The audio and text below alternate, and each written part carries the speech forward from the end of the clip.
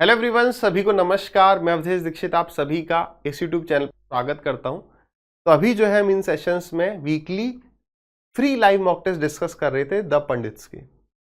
अब जो है द पंडित्स की टीम ने एसएससी सीजीएल और सीएचएसएल 2025 के प्री के लिए पेड मॉक टेस्ट लॉन्च करें जिनका नाम है प्रो मॉक्स। ठीक है, तो अगर आप अभी चाहें तो इन मॉक टेस्ट को परचेज किए बिना भी कल दोपहर 12 बजे तक इस मॉक टेस्ट को दे सकते हैं फ्री ऑफ कॉस्ट। ठीक है, बाकी इस सेशन में हम पेड मॉक टेस्ट नंबर 1 के वीडियो सॉल्यूशन भी देख रहे होंगे, क्वेश्चंस का सारा सॉल्यूशंस भी देख रहे होंगे। और अगर आप सीरियसली जो है तैयारी कर रहे हैं इन एग्जाम्स की, तो मैं सजेस्ट करूंगा कि आप इन मॉक टेस्ट को डेफिनेटली परचेज कर सकते हैं या इन्हें अपनी टॉप प्रायोरिटी में रख सकते हो। कोई भी यार ये पेड प्रमोशन नहीं है। 2-3 छोटी छोटी सी बातें बताऊंगा आपको, आई थिंक आपको उससे चीजें क्लियर हो जाएंगी कि मैं ऐसा क्यों कह रहा हूं, है ना। फर्स्ट थिंग इज कि इन मॉक टेस्ट को जो भी टीम द पंडित्स की जो टीम है जो इन्हें बनाती है, लेवल वाइज क्वेश्चंस को अरेंज करती है हर बार, तो वो पूरी सिलेक्टेड कैंडिडेट्स की टीम है ना। आपने देखा होगा, मैंने जब भी आपको सॉल्यूशन कराया बताया, मैथ्स में इस बार 3 बढ़िया सवाल थे अबव एवरेज या मॉडरेट लेवल से ऊपर, है ना। किसी में 7-8 अच्छे सवाल थे। तो इंग्लिश, मैथ, रीजनिंग, जीके एक मॉक टेस्ट को बढ़िया क्या बनाता है कि भाई कभी ऐसा नहीं है कि पूरा पेपर इजी, अगर मैथ्स इजी है तो रीजनिंग थोड़ी सी अप कर दी, या कभी मतलब जो बहुत सारी जो प्रोबेबिलिटीज हो सकती हैं, परम्यूटेशन कॉम्बिनेशन जिस जिस तरीके से लगाया जा सकता है, पहले एग्जामिनर ने लगाया है उस तरीके से द पंडित्स की टीम लगाती है। और ये पर्सनली जो है मैंने नब भाई से बात की है, उनका जो व्यू मेरे को समझ में आया वो यही था कि हाँ भाई किस तरीके से कितनी वैरायटी लाई जा सके, जैसे कि स्टूडेंट को एग्जाम हॉल में कुछ नया एकदम ना मिल जाए। जितने भी क्वेश्चंस मैंने, चाहे वो फ्री मॉक टेस्ट हो, पेड मॉक टेस्ट हो, उनके जो सवाल देखे वो 95% प्रीवियस ईयर क्वेश्चंस थे, है ना। चाहे वो एसएससी के हो या उस लेवल का कोई और एग्जाम, जैसे कि भले दिल्ली पुलिस का कांस्टेबल या एसआई का बढ़िया सवाल मिला, वो इन्होंने मॉक टेस्ट में डाला है। फालतू में केवल मॉक टेस्ट को मुश्किल बनाने के लिए कैट वैट का सवाल टिल डेट तो मैंने नहीं देखा, है ना। तो इसलिए मैं कह रहा हूँ 95%, तो वो वाली बात है। और यहाँ पर अगर बात करें, छोटी सी बात एज अ रिगार्ड मैं बोलना चाहूंगा नब भाई को या द पंडित्स की टीम को, कि उन्होंने मुझे ये अपॉर्चुनिटी दी कि जितने भी पेड मॉक टेस्ट हैं उनके मैथ्स का पार्ट मैं शूट करके वहां पर वीडियो सॉल्यूशन में दे रहा हूँ। इसे प्लीज यार अदरवाइज मत लेना, मैं सीधी सीधी बात करता हूँ, है ना। ज़्यादा मेरे को रील वील बनाना नहीं आता है, ना आपने शॉर्ट्स वगैरह देखे होंगे, थोड़ा बहुत पढ़ाना आता है, वही करते हैं। शायद उसी वजह से थोड़ा बहुत इनने सोचा कि हाँ दीक्षित सर से ये करवाते हैं। इसे ऐसे मत लेना, ये मैं केवल आपको इनकी जेन्युइननेस बताने के लिए कह रहा हूँ, है ना। इसे ऐसे मत लेना इसका मतलब क्या आप ये कह रहे हो कि बाकी टीचर्स अच्छे नहीं, ऐसी कभी इस तरह की बातें मैंने नहीं करी हैं, है ना। घुमाना हो घुमा सकते हैं, लेकिन ऐसा कुछ नहीं है। मैं बस ये बताना चाह रहा हूँ कि जब ये उनको भी कह सकते थे और किसी एजुकेटर को जिनकी रीच अभी अच्छी चल रही, कुछ इनको लगा कि नहीं सर ऐसे ये चीज़ सही कर लेते हैं तो सर को करने दो, जबकि हमारे चैनल पे उतनी ज़्यादा व्यूज़ या वो कुछ नहीं आ रहा। इंटेंशन को मैं आपको समझाना चाह रहा हूँ कि इनका इंटेंशन क्या रहा। अगर केवल सेल ही करना तो उस एजुकेटर को पिक करो जिसकी रीच अच्छी चल रही है। तो बस जेन्युइननेस है, वो चीज़ आप देख सकते हो, चाहे वो कंटेंट देखो और ऐसे डिसाइड करना। और बाकी अब जो है आप आगे जो देख रहे होंगे वो पेड मॉक टेस्ट का जो मैंने सॉल्यूशन दिया था, वही पेड मॉक टेस्ट का सॉल्यूशन मैं यहाँ आगे वीडियो में ऐड कर रहा हूँ। अब आ जाते हैं कुछ बहुत इंपॉर्टेंट पॉइंट्स। पहले ये सारी बातें हम आगे किसी भी मॉक टेस्ट में डिस्कस नहीं करने वाले हैं और बेस है पूरे चीज का, तो एक बार डिस्कस कर लेते हैं। मैं ये बिल्कुल नहीं कह रहा मेरा कोई कोर्स खरीदो, ये पढ़ खरीदो, वो आपने जहां से खरीद रखा है, जहां से पढ़ रहे हो, वहां से बेस्ट रिजल्ट कैसे ला सकते हैं, मॉक टेस्ट को कैसे यूटिलाइज करना है, वो सारी कुछ कुछ बातें करेंगे। और थोड़ा 1-2 चीजें मैं अपनी तरफ से भी आपको बताऊंगा, क्योंकि वो मेरा सवाल कराने का आपका तरीका रहेगा फास्ट। ठीक है ना, आ जाओ। सबसे पहले जो बच्चे पहले एग्जाम दे चुके हैं, मॉक टेस्ट कई लगा चुके हैं, तो उन्हें पता चला होगा कि एग्जाम हॉल में या जब आप मॉक टेस्ट लगाते हो तो आपको जो चीज सबसे पहले क्लिक करती है वो बेसिक ही होता है या फिर कंसेप्ट ही होते हैं। हाँ या ना, बोलते जाना। ट्रिक्स जो है ना लिमिटेड जगह लगा पाओगे जब आपने उसकी या तो बहुत प्रैक्टिस कर रखी हो। और देखो ट्रिक्स में कई बार दिक्कत क्या होती है, हम सोचते हैं कि यहां लग जाएगी, ये वैसा ही सवाल है, ये प्लस माइनस की गलती हो जाती है यार, ऊपर प्लस था या माइनस था, वो सारी सिली मिस्टेक्स हो जाती है ना।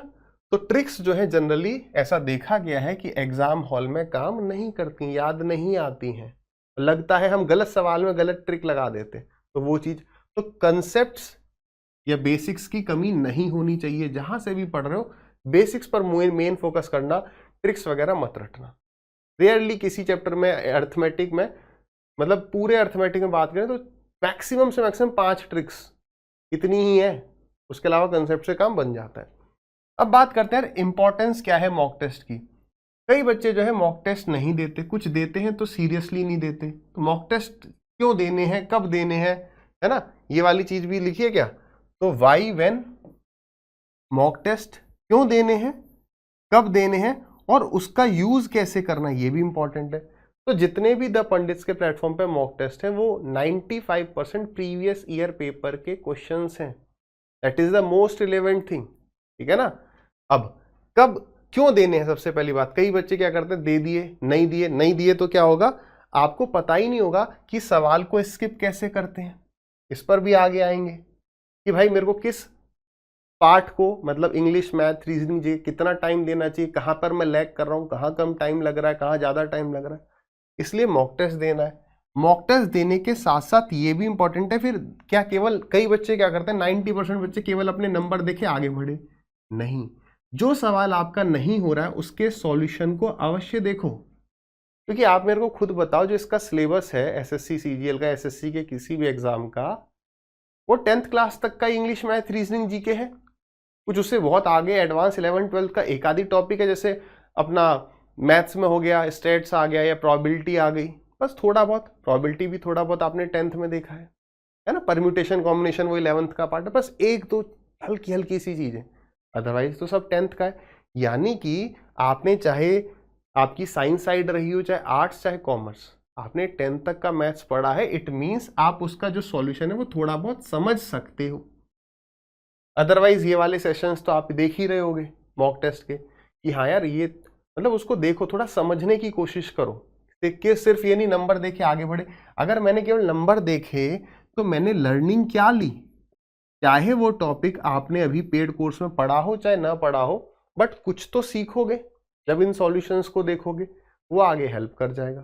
ठीक, नेक्स्ट, कब हमें मॉक टेस्ट देने चाहिए। मेरा मानना ये है कि एक डिसेंट, एटलीस्ट 2 मंथ्स की प्रिपरेशन, डिसेंट या 1 से 2 महीने की डिसेंट प्रिपरेशन हो जाए, थोड़ा मतलब अच्छे से पढ़ा हो, 4-4 घंटे एटलीस्ट डेली, तब आप, या आप ये कह लो इन शॉर्ट अर्थमेटिक के आप परसेंटेज, रेशियो और मिक्सचर एलिगेशन, ये 3 टॉपिक एटलीस्ट पढ़ चुके हो, तब आप शुरू करो। बाकी जो सवाल नहीं हो रहे उनके सॉल्यूशन को देखो और कुछ ना कुछ लर्निंग लेने की कोशिश करो। ये बात समझ में आई, ठीक है। अब ये समझना, स्किप करना सवाल को बहुत इंपॉर्टेंट होता है, ये आपके सिलेक्शन को रिजेक्शन में कन्वर्ट करने की कोशिश, सॉरी दम रखता है। स्किप नहीं किया तो आप सिलेक्शन से रिजेक्शन की तरफ जा सकते हैं।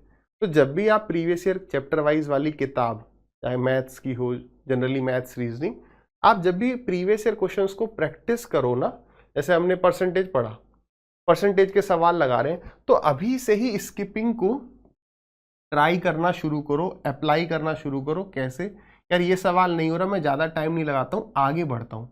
क्यों ये इंपॉर्टेंट होता है, समझना मेरी बात को ध्यान से। आप एग्जाम में जाते हो, आपको लगा यार मैंने तो प्रॉफिट एंड लॉस अच्छे से पढ़ के आया हूँ, आपने एक सवाल देखा, आपने मॉक टेस्ट बहुत ज़्यादा नहीं लगाए थे, आप बस जो सवाल आया पढ़ के लग रहा है हो जाएगा, उसमें भिड़ गए, भले वो नया लैंग्वेज रहा। अब आपने प्रॉफिट लॉस का एक सवाल उठाया, लेंदी था, आपने स्किप नहीं किया फर्स्ट गो में, है ना, पहले पढ़ा यार हो तो जाएगा, टाइम लगेगा, तो स्किप करना चाहिए, इस बात को समझो। स्किप नहीं किया, अब आपको धीरे धीरे करते पता नहीं चला कब 2 मिनट हो गई, अब आंसर आया, अब वो आंसर जो है गलत आया या थोड़ा और टाइम लग रहा है, ऐसे करते करते गलत आया, फिर से चेक करने लगे, आपको 3 मिनट हो गई। Generally on an average first go में जब हम सवालों को करते हैं तो हमें 25 में से 15, 16, 17 सवाल हो जाए, we are happy with average time of 40-45 seconds. Average कितना टाइम लगे हर सवाल में, 45 सेकेंड। कई सवाल आपने देखा होगा, थोड़ी तैयारी करी होगी, 10-15 सेकेंड्स में हो जाते हैं। तो वो टाइम धीरे धीरे बचेगा, आगे जो हमारे कुछ सवाल छूटे उनमें हेल्प कर जाएगा वो टाइम, एक्स्ट्रा टाइम। तो 3 मिनट जब हो जाएंगे तब आप इस बात को समझिएगा कि कितना प्रेशर, सवाल सही हुआ या नहीं फिर भी आंसर आ रहा है, प्रेशर वो आगे अगले सवाल पर ट्रांसफर। कई बार एग्जाम हॉल में आपको तभी लगने लगेगा कि यार इस बार सिलेक्शन नहीं होगा, जहां मन से एक बार हार गए तो फिर हार ही मान लेते हैं। ऐसा होता है, ये प्रैक्टिकल बातें हैं जो मैंने खुद अनुभव की हैं कई स्टूडेंट्स को करते हुए देखा है। तो इसलिए स्किपिंग को जितना जल्दी सीखो, ये सच में आपको मतलब अगर आप सिलेक्ट नहीं हो रहे तो आपको कोई ना कोई पोस्ट दिला देगी अगर आप स्किपिंग को धीरे धीरे सीख गए, ठीक है। और जो बॉर्डर लाइन होता है उसे फेल करा सकती है अगर स्किपिंग हमने नहीं करी तो, ठीक है। तो इसलिए धीरे धीरे प्रैक्टिस करते हैं मॉक टेस्ट में स्किप करने का और रेगुलर डे में प्रैक्टिस करने का, बहुत इंपॉर्टेंट है ये। उसके बाद देखो अप्रोक्सीमेशन की यूट्यूब पे बहुत वीडियो बिल्कुल मत देखो। अप्रोक्सीमेशन में आपको इन शॉर्ट बताऊं बिल्कुल काम नहीं करेगा एग्जाम में। ये मैं आपको जो सवाल पूछे उसके हिसाब से बता रहा हूँ। जैसे कभी वो बोलता है 187 divided by let us suppose 42, ज़्यादा दिमाग मत लगाओ, आप ये देखोगे जहाँ से भी आप पढ़ रहे हो आप सीधे ये ऐसे डिवाइड कर दो, 42 को 40 कर दें। अप्रोक्सीमेशन बहुत ऊपर नीचे हो जाता है। जब सवाल आएंगे तब मैं आपको ये छोटी छोटी बातें और डिटेल में बताऊंगा। यार ये डिवाइड करना कितना मुश्किल है। अच्छा 42 5 टाइम्स तो जाएगा नहीं, 4 टाइम्स गया, 4 2 8, 4 4 16, फिर हम देख लेंगे 4 पॉइंट समथिंग कहाँ है और एक आधी स्टेप आगे पहुंच जाएंगे। लेकिन मैं सोचूं कि यार 180 लिख दूं, इसको 40 लिख दूं ना, बहुत डिफरेंस आ जाएगा एक्चुअल आंसर में। और उसमें कैलकुलेशन के लिए क्या करना चाहिए, देखो कम से कम आपको मिनिमम 20 तक टेबल याद करने चाहिए, 25 30 तक करें अच्छा है। स्क्वायर जो है आपको मिनिमम 25 तक याद होनी चाहिए, मैं मिनिमम बता रहा हूँ, 30 तक रहेगा अच्छा है। क्यूब जो है मिनिमम आपको 12 तक याद होने चाहिए, है ना, 15 तक कर लोगे, 20 तक कर लोगे, बढ़िया है, ठीक। बस टेबल्स आएंगे ना, देखो होता क्या है, आप ये बात बताना खुद अपने आप से सवाल पूछना कि कैलकुलेशंस आप डेली कितनी कर रहे हो। जहां कैलकुलेशन आ जाएगी मैंने ये लिख दिया, ये मैंने लिखा 137 इंटू 49, अब आधे बच्चे कहें अरे यार पता नहीं क्या हो गया, इसको थोड़ा और बड़ा कर दें, अरे यार मेरा गलत हो जाएगा। क्यों, बचपन में यही तो करते थे हम, 5th क्लास तक क्या किया है, थोड़ी बहुत मल्टीप्लाई प्लस माइनस, तो उसमें भी केवल 9 का टेबल पढ़ना है, 4 का पढ़ना है। लेकिन हमारी ये हैबिट खत्म हो चुकी है, इसलिए कैलकुलेशन देखते ही फियर आ जाता है थोड़ा, और जहां डर आया वहां गलती हो जाती है। बेसिक कैलकुलेशंस करो डेली, 15 20 25 धीरे धीरे बढ़ाओ। आजकल तो एप्स वगैरह आती हैं इतनी, तो कैलकुलेशन के लिए कोई ट्रिक नहीं, अप्रोक्सीमेशन के लिए कोई ट्रिक नहीं। कंसेप्ट या बेसिक्स, कंसेप्ट जो है यही जो है मेन चीज है। बेसिक्स से हो जाता है सिलेक्शन, कोई ऐसी अचरज नहीं। मैंने 3850 से लाया ना 71 रैंक, है ना, मैं कर सकता हूँ, सब कोई कर सकता है, एकदम एवरेज स्टूडेंट था मैं। तो वो क्या करना है कि भाई बेसिक पे मेन फोकस करो, ज्यादा ट्रिक रटो वटो मत, रटने के लिए जीके बहुत है, अब वो मेंस में भी है। अब ये आता है कि बहुत इंपॉर्टेंट पॉइंट कि ऑप्शंस का इस्तेमाल कब करें। थोड़ा सा साफ कर देता हूं बोर्ड को, आपको कुछ लिखना होगा, आई होप लिख लिया होगा, फिर वही कहूंगा, अब सवालों पे फटाक से आ जाएंगे, मगर ये सेशन फिर से इतना डिटेल में हम बातें नहीं करेंगे। ये पिलर है यार, मैं कैसे पढ़ाना सीधे सवाल कराना शुरू कर दूं, मैं कैसे कराता हूँ, क्या कराता हूँ, क्या मेरा अनुभव रहा है, थोड़ा सा मिल जाए आपको। ऑप्शंस पे कब जाते हैं, अब यूट्यूब पर कई बार क्या होता है, ऐसी कई सवाल ऑप्शन से करा दो, दिखा दो, लेकिन अगर फिर वही बात है, आपने थोड़ा बहुत, मैं मान रहा हूँ महीने 2 महीने पढ़ाई कर ली होगी, प्रीवियस ईयर क्वेश्चंस लगाए होंगे, तो आपने एक चीज नोटिस करी होगी कि कई बार मतलब हम 70-80% को ऑप्शन से कर सकते हैं, लेकिन कई बार जब हम ऑप्शन से जाते हैं तो टाइम ज्यादा लग जाता है इन कंपैरिजन टू जैसे हमने नॉर्मली पढ़ा है। दिमाग ज्यादा लगाना पड़ता है यहाँ पर कि कैसे ऑप्शंस को एलिमिनेट करें। तो इसलिए आपके पास एक रूल होना चाहिए कि यार किस केस में मैं ऑप्शन पे जाता हूं। अब जैसे मैं आपको सवाल कराऊंगा, जितने भी मॉक टेस्ट हैं आपके इस पेड कोर्स में, तो हमारी एक अप्रोच रहेगी, आप भी अगर उस अप्रोच को ढाल लेंगे बेनिफिट रहेगा। क्या कि यार ऑप्शन पे हम 3 केस में जाएंगे, केवल 3, जिसमें से सबसे ज्यादा केस क्या होगा, जब भी मेरे सामने कैलकुलेशन मुझे ज्यादा दिखेगी मैं ऑप्शन पर 2 सेकंड की नजर डालूंगा। कैसे, वो अभी आते हैं। सेकंड, जैसे ही मुझे क्वाड्रेटिक इक्वेशन दिखेगी, मुझे क्वाड्रेटिक इक्वेशन सॉल्व करने में मजा नहीं आता, मुझे मतलब कि सब बच्चों को। और जैसे क्वाड्रेटिक इक्वेशन अगर ऐसी है जैसे x² प्लस 5x प्लस 6, तो ये छोटी है, ये तो हम कर लेंगे, मल्टीप्लाई करने पे 6 प्लस करने पे 5।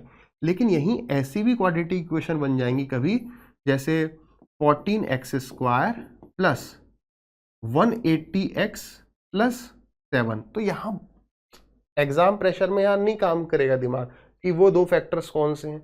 तो जब क्वाड्रेटिक इक्वेशन होगी तो मैं कोशिश करूंगा कि क्या मैं ऑप्शन से जा सकता हूँ, कि x की वैल्यू में डाल के चेक कर लूंगा चारों ऑप्शन, इंस्टेड ऑफ इसको ब्रेक करना। और लास्ट केस रहता है जब मुझे कुछ भी समझ में नहीं आएगा, कुछ भी समझ में ना आए। 3 केस क्या, जब बहुत कैलकुलेशन दिखे या क्वाड्रेटिक इक्वेशन या कुछ समझ में ही नहीं आ रहा है तो अगर ऑप्शन के थ्रू जा सकते हैं तो बस ये केस। ऐसा नहीं हम हर सवाल में ट्राई करेंगे, ठीक। अब थोड़ा सा ना इस पार्ट पर हम काम करेंगे, इस पर थोड़ा सा मैं आपको बेसिक आइडिया दूंगा और आपको बहुत लिटरली मजा आएगा, बहुत मजा आएगा। और आप जैसे जैसे इस सीरीज में आगे बढ़ोगे ना मॉक टेस्ट की में, आप कहोगे हाँ यार ये वाली चीज बहुत बढ़िया बताई। ध्यान से समझना, कैलकुलेशन आप कैसे करेंगे फास्ट। कैलकुलेशन जब भी हमें दिखेगी तब हम क्या करेंगे, तो हम सबसे पहले देखेंगे यूनिट डिजिट, आया ना। जैसे ही आपने देखा कि हमारी कैलकुलेशन थी मान लो 474 इंटू में 37, तो मेरे को पता है, देखते ही लग रहा है यार मल्टीप्लाई करने टाइम लगेगा, तो एक बार फटाक से क्या देख लूं कि 7 4 जा 28 यूनिट डिजिट देख दूं, पहली चीज। उसके बाद अरे दो ऑप्शन ऐसे हैं जिसका, जैसे मैंने लेट अस सपोज इसके ऑप्शंस हैं 8 आ रहा है ना, तो 8 एक आ गया 18, एक दे दिया मैंने 48 समथिंग, कोई एक ऐसा नंबर है ये, और भी दो ऑप्शन है, एक में 7 था एक में 6 था। तो यूनिट डिजिट तो दो ऑप्शन में मैं फंस गया, फिर क्या करूं, तो उसके बाद मैं यूज करूंगा फैक्टर। क्या यूज करेंगे, फैक्टर। कि यार देखो 474 और 337 इसमें कुछ स्पेशल चीज है, तो हमने देखा यार 7 और 4 11, 7 4 11 और 4 15, तो यार ये वाला जो नंबर है ये 15 से कट रहा है। और 15 का मतलब अगर देखा जाए, नॉट 15 सॉरी, इसका जो डिजिट सम है, इसका जो डिजिट सम है 4 4 8 7 15, वो 15 है। यानी कि जो भी नंबर 3 से कटता है उसका डिजिट सम 3 से कटता है। जैसे मैंने कहा 36 की डिजिट का सम क्या है, 6 + 3 9। तो चेक करने का तरीका क्या होता है कि 9 को 3 से काट लो, तो मैं देखूंगा कि कौन सा ऑप्शन होगा जो 3 से कट रहा होगा, जिसके डिजिट सम 3 होगा। लेट अस सपोज यहां पर ऐसे होता, मान लो 2 होता, 72, तो 72 472, तो 72 किससे कटता है, 4 से कटता है।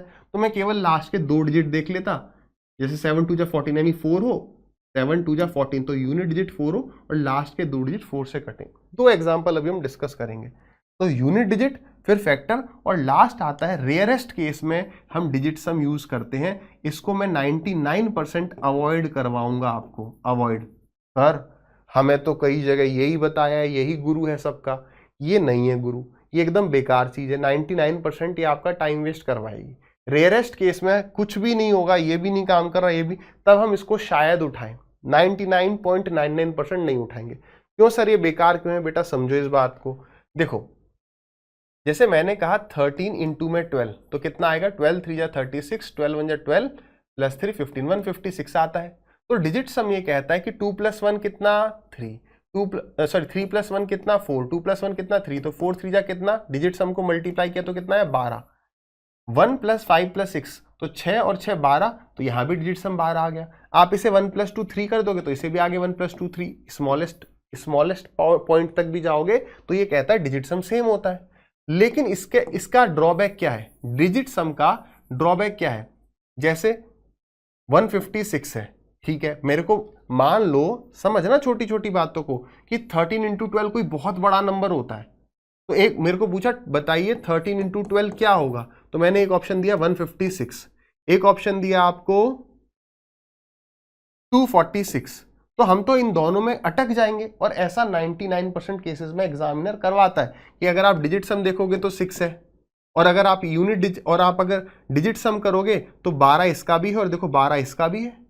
दिस इज द रीजन, इसको अवॉइड करना है। क्लियर हुआ? अब थोड़ा सा ना यूनिट डिजिट पे और बात कर लेते हैं। क्यों बात करते हैं, जरा आगे आ जाओ। इसको अभी मत देखो, यूनिट डिजिट पर क्या काम करना है, केवल इतना ही होगा क्या, 448 इंटू में 74, बस इसी में हम यूनिट डिजिट बता पाएंगे। तो यार ये तो कोई खास चीज नहीं हुई। खास चीज होगी जब नीचे भी कोई नंबर हो, जैसे 42। अब क्या करोगे, अब क्या किया जाए, हम इस चीज पर थोड़ा सा डिस्कशन करेंगे, थोड़ा सा, और फिर फटाक से हम समझ जाएंगे। बहुत छोटा सा कंसेप्ट है, बहुत प्यारा कंसेप्ट है। ये मैंने एक यूनिक चीज देखी है जहां एग्जामिनर आपको नहीं अटका पाएगा, ठीक है, जहां आपको लगेगा बहुत कैलकुलेशन है, वो यहां से सॉल्व होगी। Unit digit, factor. Unit digit में नॉर्मल तो आप जानते थे मल्टीप्लाई करना, डिवीजन में यूनिट डिजिट कैसे काम करेगी, थोड़ा सा इस पर चर्चा करेंगे। थोड़ा सा देखो यार, ये आपके सामने टेबल लिखे हैं 1 से लेके 10 तक। देखो दो नंबर होते हैं, एक इवन और एक ऑड, डिविजिबिलिटी के हिसाब से। ठीक है, तो सबसे पहले हम क्या करते हैं, ऑड नंबर के देखते हैं। जैसे 1 का टेबल देखो, यूनिट डिजिट क्या है, 1 2 3 4 5 6 7 8 9 0। ऐसे ही 3 का देखो तो 1 2 3 4 5। चिंटू इधर उधर मत देखो, इधर ही फोकस करो, और इवन वगैरह मत देखो।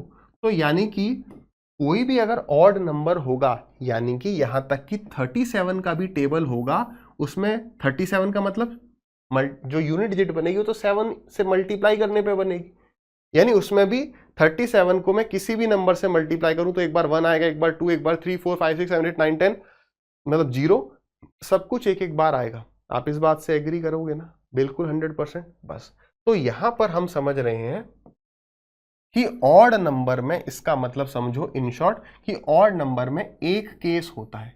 एक केस का सर मतलब क्या है? एक केस का मेरे भाई मतलब है, जैसे लेट अस सपोज एक नंबर है x, मतलब 1 हो 2 हो कुछ भी 7, और नीचे हो लेट अस सपोज 37। तो मैं ये कह सकता हूं कि यहां पर 7 है, यहां पर 7 है, तो 7 1 जा 7, यानी अगर ये पूरा कटेगा, अगर अप्रोक्सीमेट होता है तो सवाल में कहा जाता है अप्रोक्सीमेटली बताओ। अप्रोक्सीमेट में ये काम नहीं करेगा, वहां तो हम सीधे डिवाइड करेंगे। लेकिन अधिकतर 90% क्वेश्चंस कैसे होते हैं, एग्जैक्ट आंसर आता है, यानी 7 1 जा 7, यानी यूनिट डिजिट तुरंत दिख गई, क्या 1 है क्या? कई बार आपका इससे काम बनेगा, हो सकता है इस मॉक में भी देखेंगे, ट्राई करेंगे। इस मॉक में मैं कोशिश करूंगा आपको यूनिट डिजिट दिखाने की, ज्यादा से ज्यादा सवालों में, कैलकुलेशन के टाइम पर, इवन छोटी कैलकुलेशंस में।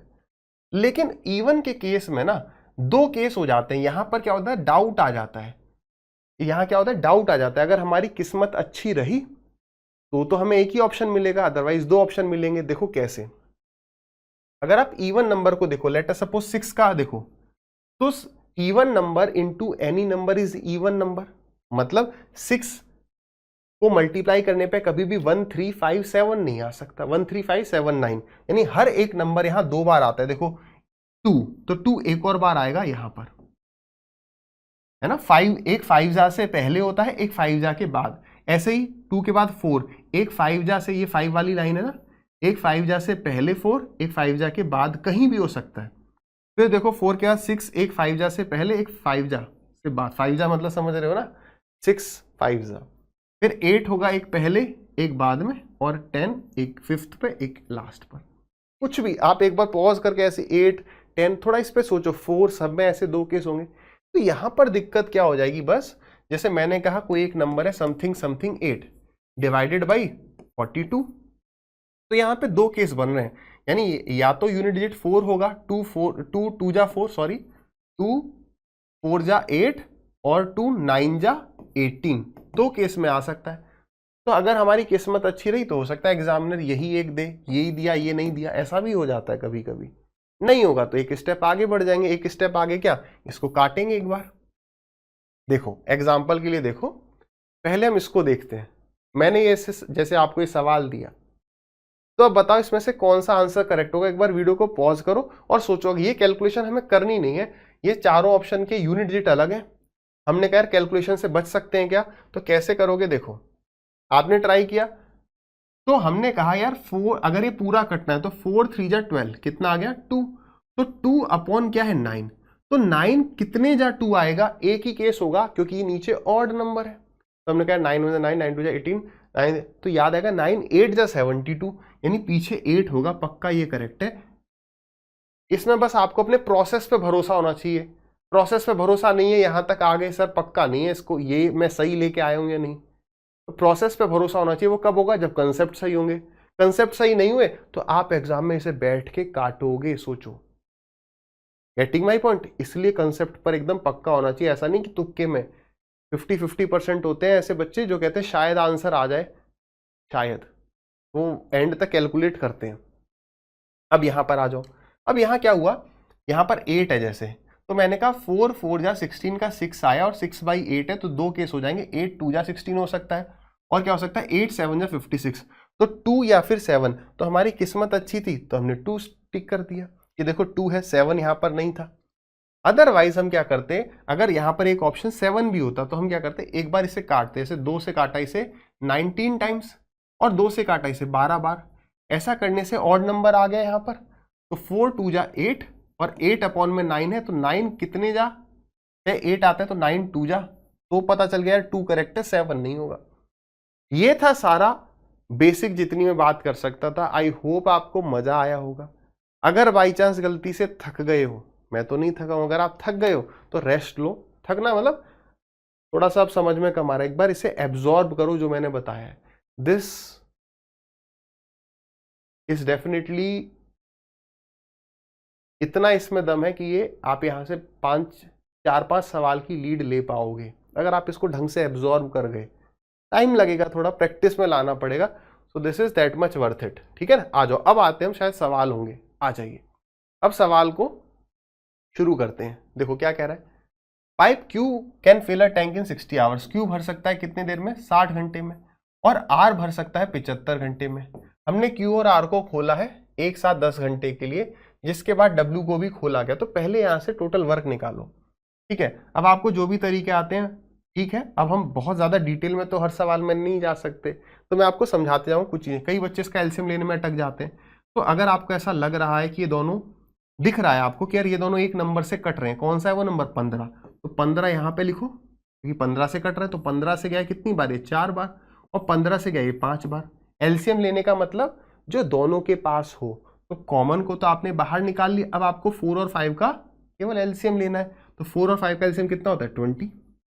तो 4 से 20 कितनी बार जाएगा, 5 टाइम्स, और 5 से 20 कितनी बार जाएगा, 4 टाइम्स। ऐसा करने से आपको एलसीएम भी तुरंत मिल गया। कई बार ऐसे सवाल होंगे जहां टाइम लगेगा, बेसिक तरीके से यहाँ एलसीएम भी आ गया और यहाँ एफिशिएंसी भी आ गई एक स्टेप में। तो कितना हो गया, 15 दूनी 30। तो यानी कि टोटल जो यूनिट ऑफ वर्क है पाइप की, जो अपनी टंकी की कैपेसिटी है, वो 300 यूनिट की है। तो हमने Q और R को एक साथ खोला है 10 घंटे के लिए। एक घंटे में दोनों कितना भर रहे हैं, 5 + 4 9। तो 10 घंटे में इनने कितना भर दिया, 90 ये भर चुके हैं। ठीक है, तो कह रहा है अब जो है हम W को भी ओपन कर देते हैं साइमल्टेनियसली, यानी अब ये तीनों पाइप काम कर रहे हैं, Q, R और W। ठीक है, तो अब जो है 15 घंटे के लिए खोल दिया है और अब टंकी आधी भर जाती है। तो बताइए W पाइप अकेला कितनी देर में खाली कर सकता है पूरी टंकी को। इसका मतलब मैं ये समझ पा रहा हूं कि W नेगेटिव वर्क करता होगा। ठीक है, तो सबसे पहले ये माइनस करो तो कितना आ गया, 210, यानी 210 अभी और भरना बचा था, है ना। या तो ऐसे चले जाओ, तो हमें भरना कितना, या इसको छोड़ो, हमें आधी टंकी भरनी है, यानी 150 यूनिट काम करवाना है। 90 यूनिट काम हो गया, तो 60 यूनिट काम बच रहा है। तो 60 यूनिट काम तीनों ने मिलकर 15 घंटे में किया। तो 15 चौके 60, यानी जब तीनों एक साथ काम करते हैं तो 4 यूनिट का पॉजिटिव वर्क होता है। तो ये है 5, ये है 4, तो 9 वर्क तो ये दोनों मिलके कर रहे हैं। तो ये W कितना माइनस करेगा कि हमारे पास 4 आ जाए। तो आपने कहा सर यानी W का जो नेगेटिव वर्क है 5 है, यानी W 5 यूनिट पानी निकाल रहा है हर घंटे। तो पूरा कितनी देर में निकालेगा, तो डिवाइड बाई 5 कर दो तो 60 आ गया। समझ में आया। देखो एकदम पहला मॉक है, थोड़ा स्लो लेके चलेंगे, फास्ट तो कर सकते हैं बट समझना इज इंपॉर्टेंट। मुझे थोड़ी कि देना है अब पेपर। एक ट्राइंगल है एबीसी जिसमें एंगल ए 98 डिग्री का है, इंटरनल एंगल बाइसेक्टर, बहुत रिपीटेड सवाल है, बीच वाला एंगल पूछता है, इस टाइप से फिगर बनता है। तो ये वाला एंगल जो होता है, अब यहाँ पे डाउट क्या आता है, कई बार जो है ये सवाल आएगा आपका एक्सटीरियर एंगल बाइसेक्टर पे, इसको आगे बढ़ा दिया, इसको आगे बढ़ा दिया, फिर ऐसे हो गया। तो इनमें से एक एंगल होता है 90 plus half of angle A, एक बार होता है 90 minus half of angle A. तो कभी कभी तो ये दोनों के हिसाब से ऑप्शन दे देता है, तब बच्चों से गलती हो जाती है। एक देता है तब तो वो ढूंढ ही लेते हैं कि यार गलत कर रहे हैं हम, सही कर रहे हैं। एक छोटी सी बात बता रहा हूँ, कभी भूलोगे ही नहीं, ये 90 प्लस हाफ होगा। कैसे समझना, ये एंगल हमारा ए है, ठीक है ना। तीनों एंगल का सम हमेशा 180 होता है। अब आप ये समझो, ये वाले एंगल को, ये वाला एंगल पहले पूरा इतना था, फिर मैंने इस एंगल को कम कर दिया और इस वाले एंगल को भी कम कर दिया। अरे दोनों एंगल कम किए, टोटल 180 रखना है, नहीं ये बढ़ेगा ना, कुछ तो बढ़ेगा, इससे कुछ तो एक्स्ट्रा होगा, एक्स्ट्रा मतलब प्लस। इस तरीके से याद हो जाएगा फिगर देखते। अरे यार ये एंगल छोटा हो गया तो ये बढ़ गया, लिख लो, ये छोटा तो ये बढ़ गया क्योंकि ये कम हुआ। तो यानी आंसर ये वाला होता है 90 प्लस हाफ ऑफ एंगल है, ये होता है 90 माइनस हाफ ऑफ एंगल है। अब एग्जाम में सीधे ये सब नहीं करोगे, अब एग्जाम में सीधे 90 प्लस इसका आधा हो गया 49। तो देखो यूनिट डिजिट 9 खत्म, थोड़ा सा तो काम आया ना, 9 खत्म, एक ही है। वैसे कोई ज्यादा यहाँ पर कैलकुलेशन नहीं है तो हम ऑप्शन पे नहीं जाते, बट वो बात करने के लिए। ये क्या कह रहा है, एक सर्कल है जिसमें सेंटर ओ है, एक आर्क है ए बी सी, ठीक है, ए बी सी, ये मान लो पूरी आर्क ले ली, ये ए, तो बीच में आएगा बी और फिर आएगा सी। तो ए बी सी जो है ये 138 डिग्री बनाती है सेंटर पर, तो आर्क के एंड पॉइंट मिलाए जाते हैं, ठीक है। तो ये एंगल कितना हो गया, 138 डिग्री। आगे कह रहा है the chord A B is produced. इसमें छोटी सी बात देखना, जब भी वो लाइन को प्रोड्यूस करे या कॉर्ड को प्रोड्यूस करे तो बढ़ाओगे कैसे आगे, ए से बी की तरफ, पहले जो कहा है उससे दूसरे की तरफ। गलती से कभी एग्जाम में ऐसे ना हो जाए, ए से बी की तरफ, है ना, हो सकता है कभी आप ए बी सी ले लो, तो ए से बी की तरफ, ठीक है ना। ये छोटी छोटी बातें हैं। तो प्रोड्यूस की जाती है पॉइंट पी तक। तो बताइए एंगल सी बी पी का मेजर, ये मेजरमेंट बताओ कितना होगा। तो इसका मतलब ये है कि यार अगर मुझे ये पता चल जाएगा तो मैं 180 में से माइनस कर दूंगा, बात सही है। तो यार ये 138 है, आप जानते होगे यार ये वाला एंगल जो है इसका हाफ होता है, तो कितना हो गया हाफ, तो 2 से गया ये आपका 6 टाइम्स और 2 से गया 9 टाइम्स, तो ये कितना हो जाएगा 180 माइनस 69, तो ये कितना, यानी ये 69 हो गया। अब इसके लिए रट सकते हैं, अरे ये एंगल जितना होता है उतना ही होता है, अरे क्या टाइम लगेगा, सोचो ना, ये 69 है तो ये 180 माइनस 69 हो जाएगा, फिर 180 में से माइनस करोगे से तो फिर से 69 आ जाएगा। बात क्लियर है, या इन दोनों का सम 180 है, इन दोनों का 180 है, तो जितना ही है उतना ही, ये सब बातें हो जाएंगी, काम खत्म। उसने एक ऑप्शन 111 दे रखा है ताकि हम गलती कर जाए। आगे आ जाइए, श्याम सेल करता है कीबोर्ड को 1400 रुपए का, कितने प्रॉफिट पे, इतने गंदे प्रॉफिट पे, और दूसरे कीबोर्ड को बेचता है इतने गंदे प्रॉफिट पे। तो बताइए टोटल प्रॉफिट लॉस क्या हुआ। तो पहले गो में आपको नहीं क्लिक किया और यहाँ पर इसने आगे अप्रोक्सीमेटली भी कह रखा है, सवाल देखकर भी हाँ यार यहाँ पे गंदी कैलकुलेशन हो सकती है, आप इसे स्किप करेंगे। मॉक टेस्ट में आगे से क्या है, नहीं समझ में आ रहा है स्किप करो, दिमाग मत लगाओ ज्यादा, वरना आदत बन जाएगी सवाल पे रुकने की। पहले गो में हम स्किप करके जा चुके हैं ऐसा मानना। अब मैं आपको करा रहा हूं बाकी सेकंड गो में, ये समझते हैं। देखो एक, अगर आपने मिक्सचर एलिगेशन पढ़ा है, अगर मैं आपको बोलूं कि मैंने किसी एक ऑब्जेक्ट पे इतने % का प्रॉफिट कमाया, दूसरे ऑब्जेक्ट पे इतने % का प्रॉफिट या लॉस कमाया, इन दोनों वस्तुओं के सीपी का रेशियो इतना है, तो हम नेट प्रॉफिट या लॉस निकाल लेते थे। इसको अगर बहुत बेसिक से लेके जाओगे तो बहुत लेंदी पड़ जाएगा। कैसे निकालोगे, देखो पहली ऑब्जेक्ट का मैं एक्चुअल सीपी निकालूं, हो भी सकता है निकल जाए, हो सकता है वो अटका दे, फ्रैक्शन में आ जाए। फिर दूसरी ऑब्जेक्ट का सीपी निकाल लें, फिर उन दोनों को जोड़ें, इन दोनों को यहां पे जोड़ें, तो नेट हमने इतने का खरीदा और नेट हमने इतने का बेचा, और फिर जाके हम डिफरेंस लेंगे, फिर उससे डिवाइड करेंगे सीपी से, फिर इनटू 100 करेंगे। एक लेंदी प्रोसेस है। ये भी है ना भाई, जब हम दो चीजों को मिला रहे हैं, एक पे प्रॉफिट एक पे लॉस, उनके सीपी का रेशियो गिवन है, तो नेट प्रॉफिट लॉस आ जाता है। मिक्सचर एलिगेशन में बहुत सवाल ऐसे आपने किए होंगे अगर प्रॉफिट लॉस पढ़ा है तो, है ना, मैं मान के चलूं थोड़ा किया है। तो अब देखो हम यहां पर क्या करते हैं, अगर मैं पहली ऑब्जेक्ट का सीपी लिखना चाहूं, ये 1400 रुपए क्या है, सेलिंग प्राइस है, मुझे नहीं पता ये कितना होता है, तो क्या करोगे 13 7 या 91, 91 प्लस 9 100, यानी ये 100 अपॉन 13% है। तो यानी परसेंटेज को फ्रैक्शन में कन्वर्ट करते हैं तो 100 से और डिवाइड करते हैं, खत्म। इसलिए मैंने बताया है कि 1/12 तक आप रट के रखो, उसके ऊपर आएगा, या 1/12 तक भी आप कभी गलती से भूल जाते तो परसेंटेज को फ्रैक्शन करना कोई रॉकेट साइंस नहीं है। बच्चे लगे हुए हैं 1/19, 1/20 याद करते जा रहे हैं, फालतू में आप दिमाग की मेमोरी भर रहे हो, है ना। तो ऐसे ना करो, अब फटाक से ऐसे कर जाएंगे यार, आ गया तुरंत 1/13। इसका मतलब ये है 1/13, इसका मतलब क्या है कि हमेशा प्रॉफिट एंड लॉस सीपी पे होता है, यानी नीचे वाली चीज सीपी है। यानी अगर मैंने वस्तु 13 की खरीदी तो मैंने प्रॉफिट पे बेची है, यानी एक का मुझे प्रॉफिट हो रहा है, यानी सेलिंग प्राइस कितना है, सेलिंग प्राइस 14 है। इसका मतलब ये जो है ये 14 रेशियो की वैल्यू है और मुझे निकालनी है 13 की वैल्यू। ये पहले का सीपी आ गया जो कि 1300 आ रहा है, हम वैल्यू नहीं चाहिए, हमें रेशियो चाहिए। दूसरी वस्तु जो है वो हमने 1800 की बेची थी, जिसपे मेरे को 10% का लॉस हुआ था। 10% का मतलब 1/10, तो 10 रुपए अगर सीपी है, एक का लॉस है तो 9 की वैल्यू है, तो ये 9 की वैल्यू है, मैंने 10 की निकाल ली, ये सीपी आगे अलग अलग। तो मेरे पास अब आप इसे करना, आपके लिए काम है कि selling price this plus this, cost price इसका 1300 आ गया, इसका आ जाएगा आपका 2000, ठीक है। फिर उसको जोड़ो, फिर डिफरेंस निकालो, वहां से प्रॉफिट लॉस परसेंट निकाल सकते हो, वो तो आप कर ही लोगे। दूसरा तरीका भी मैं आपको समझा दे रहा हूं यार, ये देखो 2 जीरो से 2 जीरो चले गए, 14 से 14 चला गया, 9 से गया ये 2 बार, यानी कि सीपी का रेशियो कितना है 13 और 20। तो देखो पहले पे कितने परसेंट का प्रॉफिट या लॉस हो रहा है, 13 7 91, 100/13%। आंसर परसेंटेज में, तो इसे परसेंटेज में ही लिखेंगे।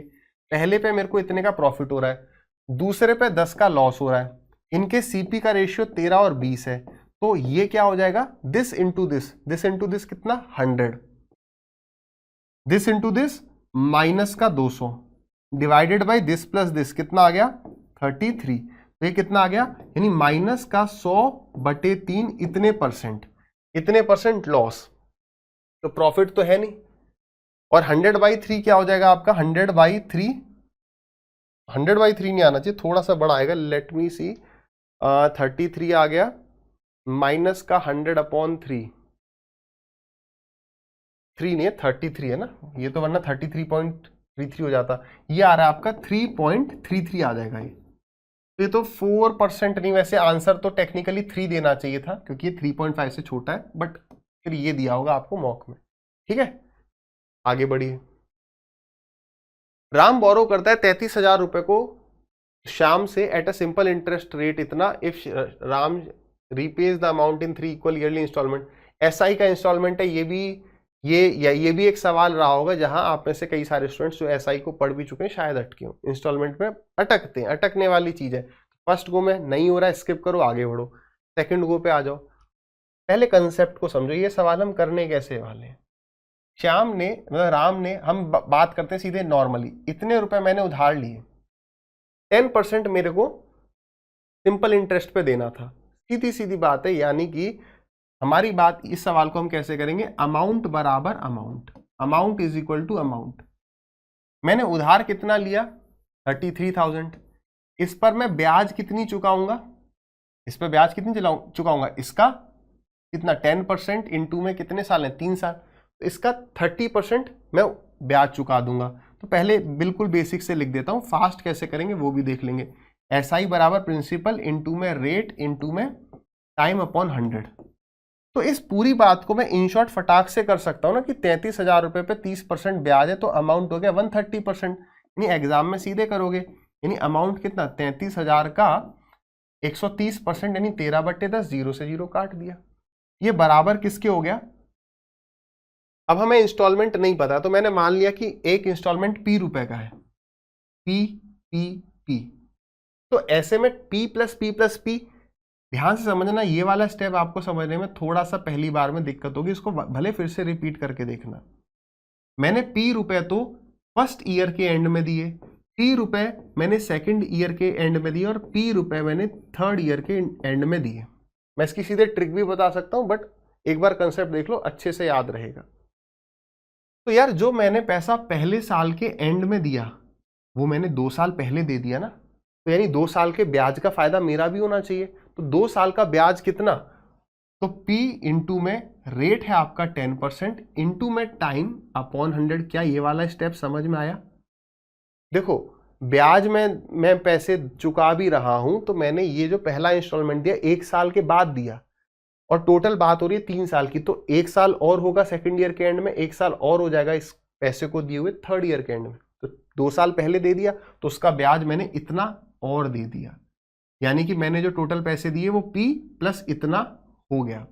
ये वाला पैसा मैंने दूसरे साल के एंड में दिया, यानी ये भी 1 साल पहले दे दिया, तो P इंटू में R टाइम 1/100। ये इस P का इंटरेस्ट हो गया, ये इस P का इंटरेस्ट हो गया। लास्ट वाला मैंने एकदम एंड में दिया, साल खत्म हुई तीसरा तब दिया, तो उस पर तो ब्याज कुछ ऐड हो ही नहीं पाएगा। तो इन शॉर्ट कहें तो P इंटू में R टाइम कुछ नहीं 0/100। समझ में आई बात।